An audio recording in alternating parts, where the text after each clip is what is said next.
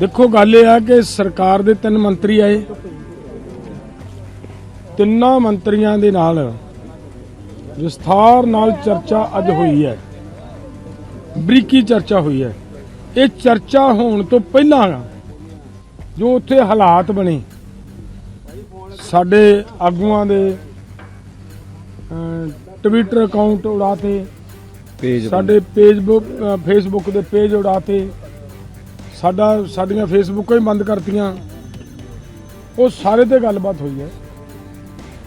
खास गल मैं तुहानूं ये ध्यान लिया दियां कि खनौरी बार्डर के उत्ते कल जिस तरह का माहौल बनया सी,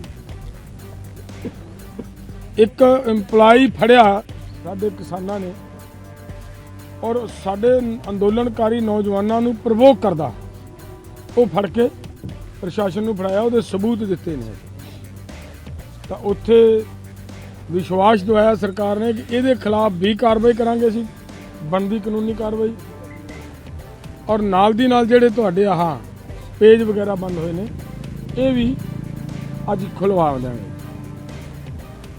विस्तार नाल चर्चा होने तो बाद सरकार ने यह कहा कि ये जिहड़े मुद्दे तुसीं साडे नाल साझे कीते, खास करके MSP वगैरह, डॉक्टर स्वामीनाथन की रिपोर्ट, किसानों के कर्जा, किसानों का कर्जा, ये सारा एक चर्चा मंगदा सी जिहदे ते अज पॉजिटिव हुई है। उन्हां वल्लों ये गल सामने आई है कि असीं अपनी सरकार च जाके दोबारा चर्चा करांगे। वो दोबारा तुहाडे नाल असीं ऐतवार का दिन मीटिंग का फिर तय करके गए ने कि दोबारा ऐतवार को करना बैठ के मीटिंग करांगे। बाकी गलबात पंधेर साहब पहलो पूरी गल तो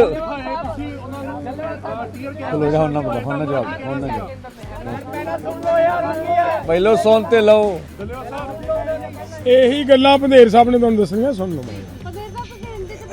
हाँ हिंदी करना। देखिए, आज जो वार्ता हुई है केंद्र के साथ, उनमें सभी जितने भी हमने मांग पत्र में मुद्दे उठाए, लंबी चर्चा हुई और चर्चा इस बात पे हुई कि चर्चा ही ना करते रह जाएं, इसका कोई नतीजा निकलना चाहिए।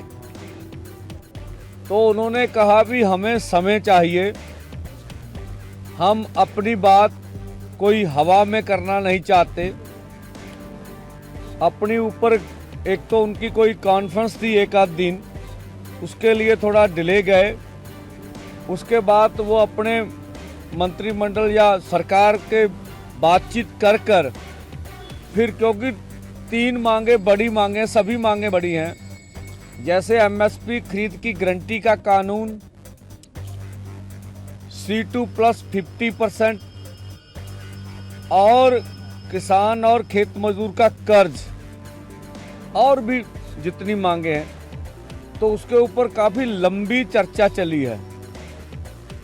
और दूसरा, हमने ये कहा कि आप कहते हैं कि बातचीत जारी रखनी चाहिए, बैठ के मसले का हल करेंगे। हमने कहा बिल्कुल उचित है, लेकिन जिस तरह से आप ट्विटर अकाउंट बंद कर रहे हो, फेसबुक पेज बंद कर रहे हो, इंटरनेट बंद कर रहे हो, और जो वातावरण हम अपने लोगों को बोलते भी सरकार के साथ मिलने जा रहे हैं, उसके बाद जो होगा देख लेंगे।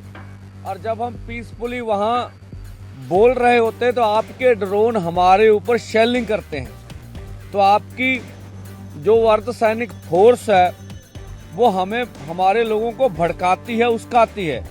तो इसके ऊपर जो वहाँ अंदर हमने पूरी जोरदार रखा, जो भी उन्होंने हमारे ऊपर यूटिलाइज किए हैं अर्धसैनिक फोर्सों ने, जो भी टीयर गैस है वगैरह हम लेके गए थे अपने पास, तो ये कुछ आप कर रहे हैं। और हम नहीं चाहते भी इतना बल प्रयोग। हम कौन से पाकिस्तान के लोग हैं, इस देश के रहने वाले हैं, ऐसे लगता है इधर भी बॉर्डर है इधर भी बॉर्डर है, दोनों तरफ तारे हैं।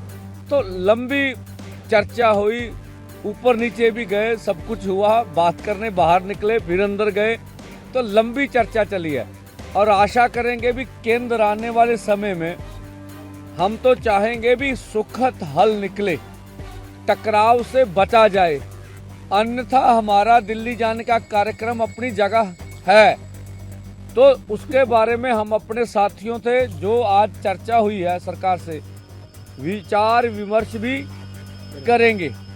और पंजाब ने कहा भी हम ट्विटर अकाउंट या आपके पेज भी खोलेंगे। और देखिए दिन ब दिन आंदोलन बढ़ता जा रहा है, आंदोलन आगे जा रहा है और आप देखेंगे आंदोलन बढ़ता रहेगा। और आपके माध्यम से हम सब देशवासियों को, पूरी सिविल सोसाइटी को मांग करेंगे कि हमारा साथ दें, हमारे साथ आए। पूरे देश का सवाल है, अगर खेती कारपोरेटों के पास चली गई तो ये देश का भला होने वाला नहीं है। और जिस तरह से आप इतनी देर तक यहाँ खड़े रहे, आपका धन्यवाद। आप हमारा पूरा साथ दे रहे हैं और हम आशा करेंगे। एक बात और कहना चाहता भी, जो कुछ चैनलों में हमारे खिलाफ जैसे प्रचार प्रोपेगेंडा चल रहा है, तो जिस तरह से हमारी तस्वीर बिगाड़ के पेश की जा रही है वो सबको नहीं करनी चाहिए। असल तथ्यों को पुष्टि करके बात ही करनी चाहिए।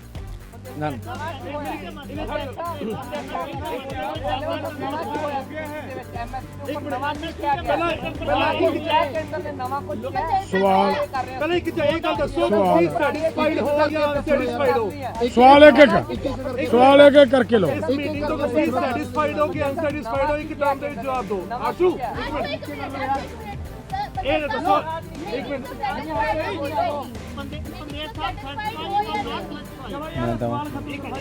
ਵੇਖੋ ਜਦੋਂ ਗੱਲਬਾਤ ਚੱਲ ਰਹੀ ਆ ਉਹਦੇ ਵਿੱਚ ਉਹ ਮੁੱਕਣ ਤੋਂ ਪਹਿਲੋਂ ਰਿਜ਼ਲਟ ਕੱਢਣਾ ਮੈਨੂੰ ਨਹੀਂ ਲੱਗਦਾ ਠੀਕ ਹੈਗਾ ਵਾ। ਹਾਂ, ਅਸੀਂ ਅੱਜ ਵਾਲਾ ਹੀ ਦੱਸ ਦਿੰਦੇ ਆ। ਨਵਾਂ ਇਹ ਆ ਵੀ MSP ਤੇ C2+ 50% ਤੇ ਕਰਜ਼ੇ ਵਾਲੀ ਗੱਲ ਤੇ ਔਰ ਜੋ ਕੁਝ ਸਾਡੇ ਨਾਲ ਹੋਇਆ ਉਹਦੇ ਤੇ ਬਹੁਤ ਜ਼ਬਰਦਸਤ ਵਿਚਾਰ ਚਰਚਾ ਹੋਈ ਹੈ ਰੱਜ ਕੇ। ਠੀਕ ਹੈ, ਬਾਕੀ ਗੱਲਾਂ ਵੀ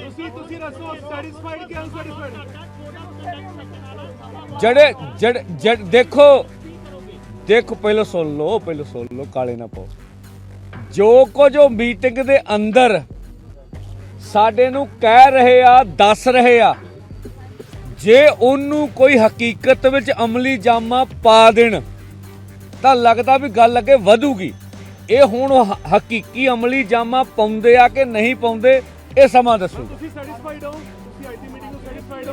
ਦੇਖੋ ਆਪਣੇ ਸ਼ਬਦ ਸਾਡੇ ਮੂੰਹ 'ਚ ਨਾ ਪਾਓ। ਨਹੀਂ ਜਾਂ ਫਿਰ ਤੁਸੀਂ ਆ ਕੇ ਪ੍ਰੈਸ ਕਾਨਫਰੰਸ ਕਰ ਲਓ। ਨਹੀਂ ਦੇਖੋ ਤੁਹਾਡਾ ਨਹੀਂ ਮੈਂ ਕਹਿੰਦਾ ਮੈਂ ਜਵਾਬ ਦਊਂਗਾ ਨਾ।